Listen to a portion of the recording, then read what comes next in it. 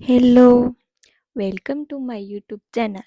સો આજે મજા પણ નથી અને ઘરનું જાજુ બધું કામ છે, ખેતરમાં બી ઘણું બધું કામ છે. સો આજે સાંજ પડે તે બધું પૂરું થઈ જાય તો સારું.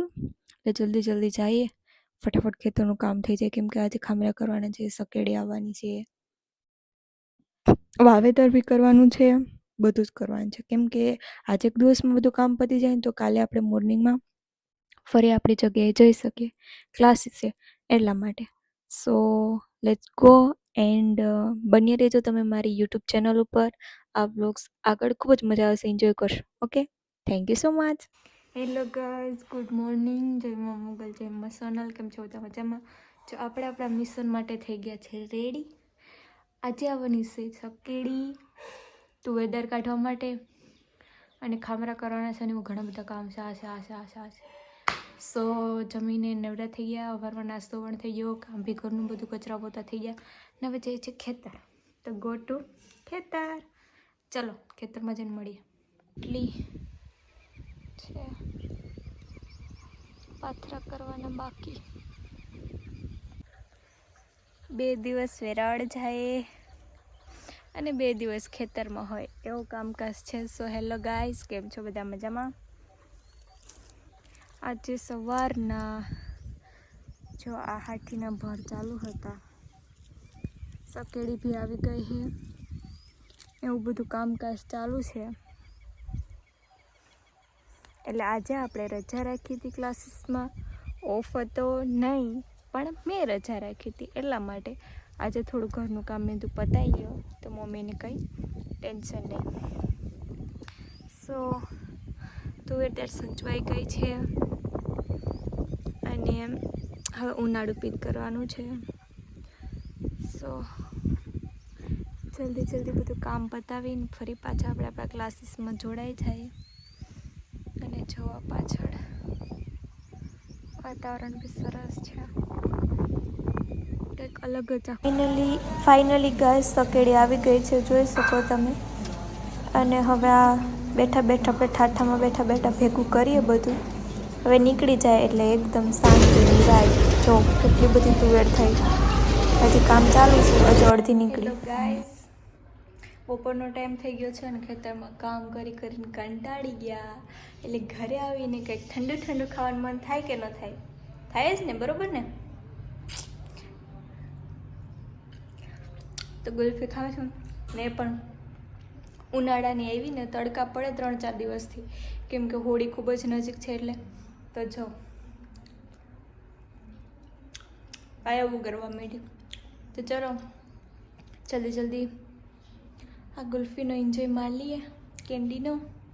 પછી ફરી તમને પાછા મળીએ. તુવેર દાળ ઘરે આવી ગઈ છે કમ્પ્લેટ હંચવાઈને. હવે અંદર સડી જાય ને ઢેગલો થઈ જાય એટલે રેડી. એટલે હરીવાલા બપોરાનો ટાઈમ છે જમવાનો, પણ એમ થાય કંઈક ઠંડુ ઠંડુ ખાઉં તો આમ અગ્નિ થાય પેટમાં, અગ્નિ. એટલા માટે 2 દિવસમાં મારી હાલત. ગાઈઝ ચાલો તો પાછા મળીએ next. Okay, so hello guys, થઈ ગયું વાવેતર.